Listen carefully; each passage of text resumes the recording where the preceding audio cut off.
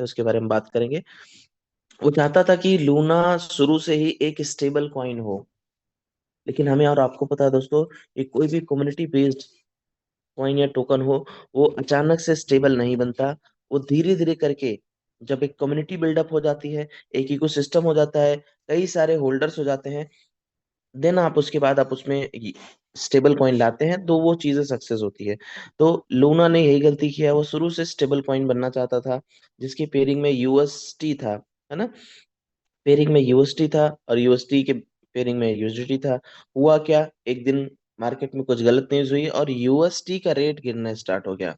UST कम होने लगा, Luna उसके पेयर में था, लूना ऑटोमेटिकली वहां पर उसकी जो प्राइस है वो धीरे धीरे करके कम होती गई। मैं बात करूंगा दोस्तों, ये मार्च सॉरी मई 12 मई 2022 की बात है, जब लूना नियरली 90% तक डंप किया था, 90% तक डंप किया था, और एक टोकन का जो रेट था वो कितना आ चुका था, 0.00015 पर टोकन।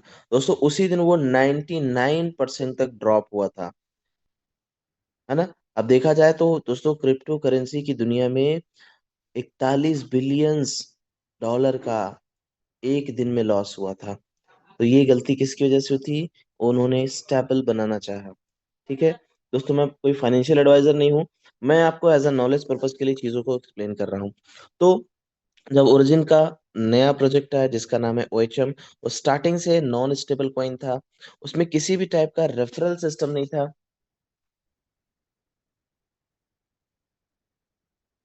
ओएचएम का मतलब है ओलंपस डाओ दोस्तों।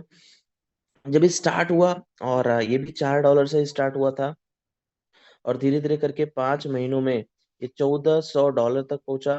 देन दोस्तों इसने अपने हाईएस्ट पीक को अचीव किया, कितना, 2700 $2700 पर टोकन। और स्टेबल और ओएचएम कॉइन अभी भी लाइव है, अभी भी उसका रेट है, अभी भी उसकी लिक्विडिटी है, बस उसमें रेफरल प्रोग्राम नहीं है।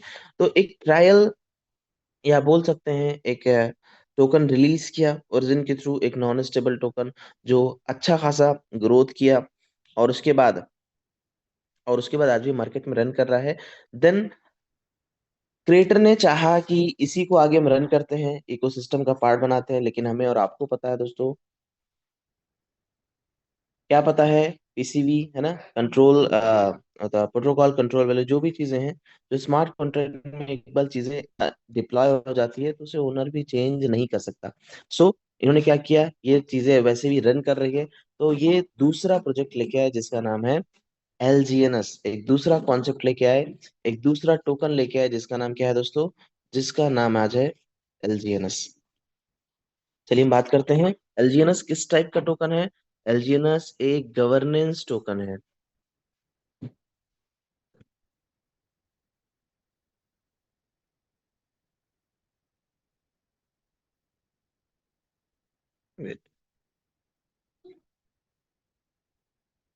दोस्तों एलजीएनएस कैसा टोकन है? एलजीएनएस एक गवर्नेंस टोकन है।